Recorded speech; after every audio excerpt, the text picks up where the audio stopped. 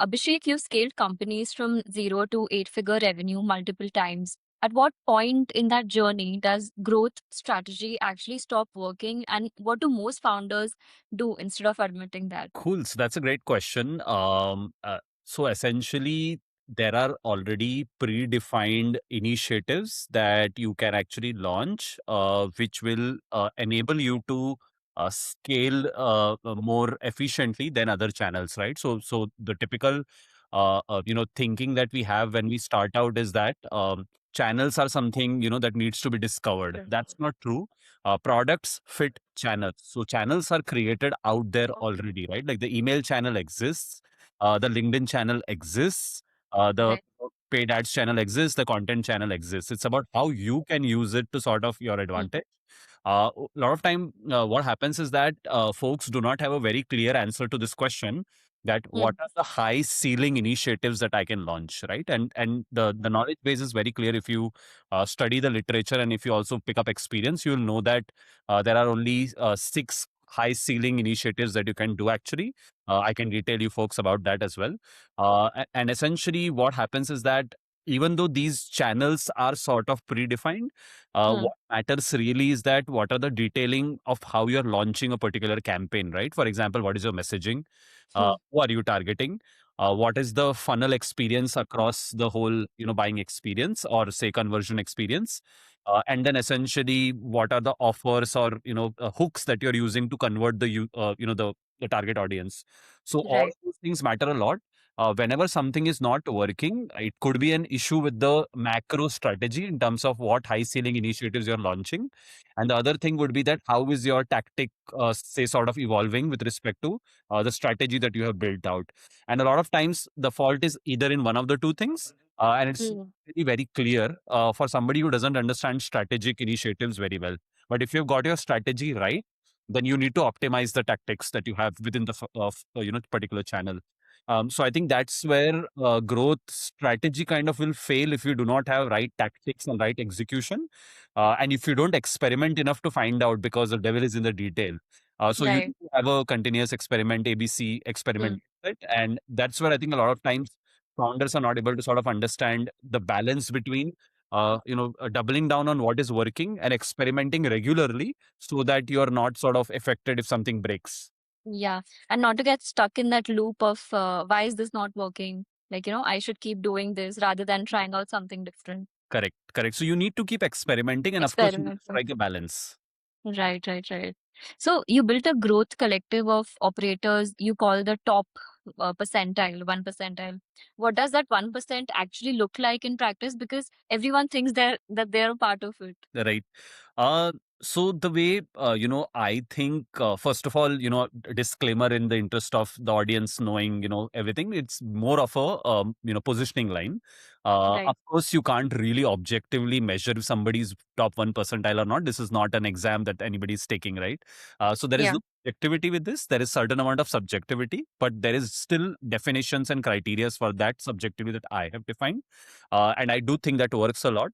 So essentially, the way I look at somebody who's a top 1% is one, they need to have the right skill in terms Hmm. of the focus area, right? So, for example, if I'm working with somebody on product marketing, do they even sort of understand who are the top, voices in terms of positioning? Say, do they know Right. April Dunford? Do they know Anthony Pieri?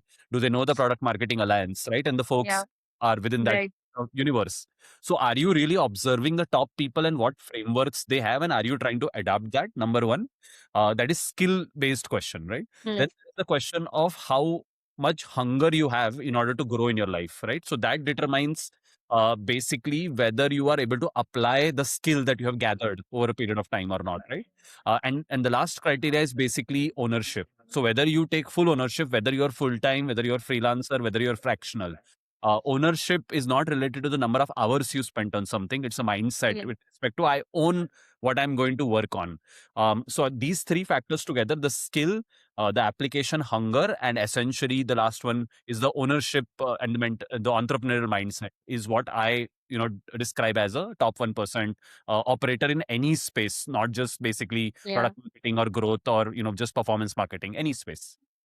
Absolutely. I think having accountability is so important nowadays. like the ownership part that you spoke about. If you're Yep. not accountable, then I don't think even your clients can trust you. Yep. Yep. Either in job or, Yes.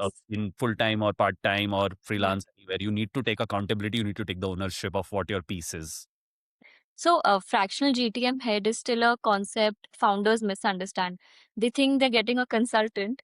What are they actually getting, and what does the first 30 days look inside a company, actually look like for you? There is a difference, the way I describe the difference between a consultant and a fractional. And in the interest of showing more difference, let's also talk about a full time. So there are three things, Right. right? So consulting part, fractional and full time. In a full time role, obviously you spend more hours. In Hmm. consulting, it's the opposite. You're spending the least amount of time. And in fractional, you're spending close to half a day with a particular client, or at least maybe 2 to 3 hours in a day, basically, right? Right. But how does that translate into an actual application?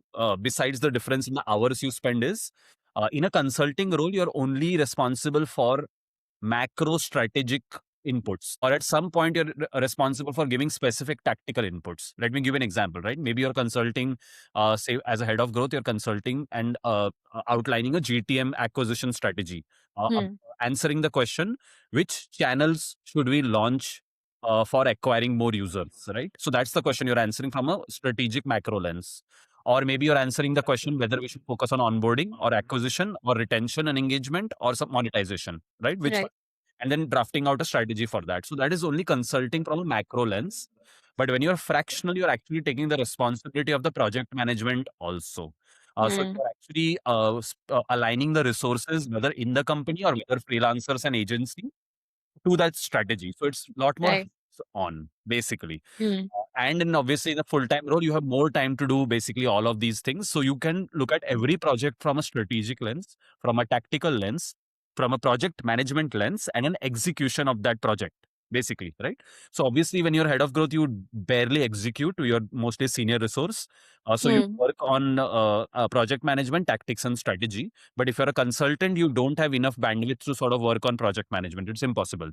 So that's the core difference specifically in terms of day-to-day operations. Right. That's so insightful actually, because looking at it at that with that lens that you just said is something which is really standing out. True. And to answer your second part of your question, what happens in the Yeah. first 30 days in my fractional stint, Hmm. when I join as an head of growth for a company typically, see, there are four elements that you need to sort of build your knowledge with respect to, so that you can contextually have a better strategy and tactical plan in place for the objective, right? And what are those four things? Hmm. You need to understand and fully understand different types of ICPs and persona. You need to understand and map out all the competitions and their USPs versus your product. So where are you winning basically with? Yeah. The third one is basically so ICP competition, and you need to understand the market as a whole. Hmm. Market as a whole is made up of more than the customer and the and competition. It's also made up of partners. It's made up of different other influencers, maybe, and other partners that you can work with in the ecosystem. Hmm. Right? And Right. in case of marketplace, it's both demand and supply. For example, so Right. that is the third element. And the last element is you need to obviously understand your own product. Hmm. Basically, so what is its features, capabilities, benefits for the the ICP versus the competition, how it's different, and what are the other stakeholders you can use sort of to drive your outcomes with respect to the product. So once you upskill on all these four things, you're in a better Hmm. position to lay out a more contextual winning strategy and tactic. All right. So your Right. 30 days, it's all about making sure that you understand all these four aspects, uh, Hmm. validate that from the founders, from the other stakeholders. You also look, so in order to do this exercise, for example, if you have to understand the user, you Hmm. have to deep dive into the CRM. You have Right. to deep dive into the user, the transcripts of the calls with the top accounts in case of Hmm. B2C, right? In case of B2C, you look at reviews on the Play Store, App Store, and of course you look at G2 and other things also. So you collect primary and secondary data, Right. data across. So that's what happens in the first 30 days, and you validate your plan and you align your resources to that plan, whoever is in the team. Uh, and if there is a requirement for new resource or new capability to be built up, you basically sort of kick that off, and to make sure that in the next 60, 90, and 6 months, you're able to succeed. That's like a full plan and then go, then go for execution rather Absolutely. than just Absolutely. going out. Yeah. Context building is the key. Even with LLM Yes. right now, what we do is we upload documents on the project, right? If you don't give Mm. context, you have nothing to play with, basically. Correct, correct. Right. So you've gone through Reforge, you've taught growth strategy at Mesa School of Business. There's no shortage of growth frameworks right now, that are being thrown around at us. You go to LinkedIn, you go everywhere, and there's try this hack, try this framework, comment this, that. So, but I believe in reality, like, when you go to implement, no framework works better than your own experience and your own failures because they teach you something which nothing else can, basically. So, do you think frameworks are overrated right now? See, frameworks give you a direction in terms of how you can think. Right. But frameworks are not copy pastable on every scenario. You have to understand the context, basically. Mm, And you can use different frameworks in different, situations, basically. mm, Also, you can, the great thing about frameworks, and I'm actually obsessed about learning frameworks from the top people. mm. And I don't copy paste it ever, even in scenarios where they have copy pasted it. I think that Yeah. how can I edit on top of their framework? And that's how Mm, also, scientists think, right? Whenever you're writing a yeah. research paper, you are standing on the shoulders of giant, and where you quote other people and Mm, their research. And that's how Einstein, talked about the theory of relativity. He was standing on the right. shoulders of giants, right? So Yeah. you need to stand on the shoulders of giant, but you need to have your own thinking. You need to have your first Mm, principle thinking. And as you rightly said, you need to draw it from your experience and understand the situation, the context at hand, and right. customize that framework basically for yourself.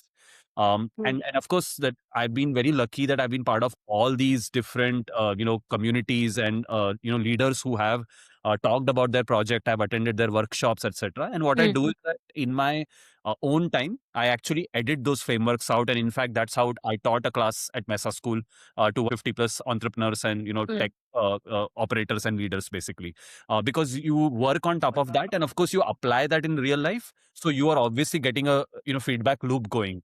So right. experience, you can essentially improve the frameworks and ultimately become an original thinker. But you always Mm. start out. It's anyone who's starting out in their career, early mid career stage, they should use frameworks by leaders and try to build on top of that. Basically, that is a shortcut, I would say.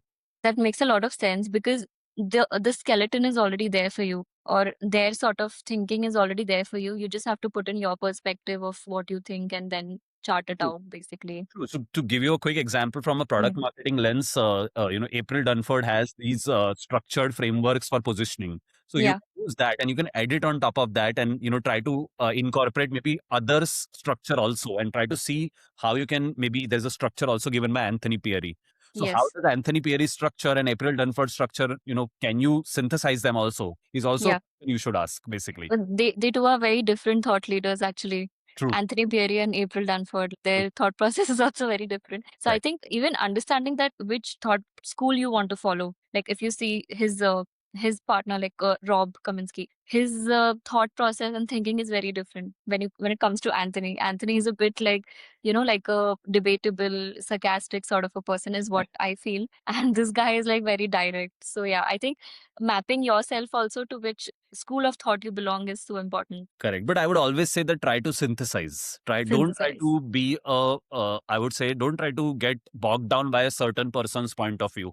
Always Correct, correct. synthesize, think on your original, mind and try to think Yeah. from those principles. Originality always stays compared 100%. to anything else. 100%. Of course, as long as it Yeah. works. Yes, yes. So I think these were some amazing insights that you shared with us. It was something I think the people out there would definitely relate to. And more than anything, if they want to build something, like the tips and tricks that you shared will definitely help.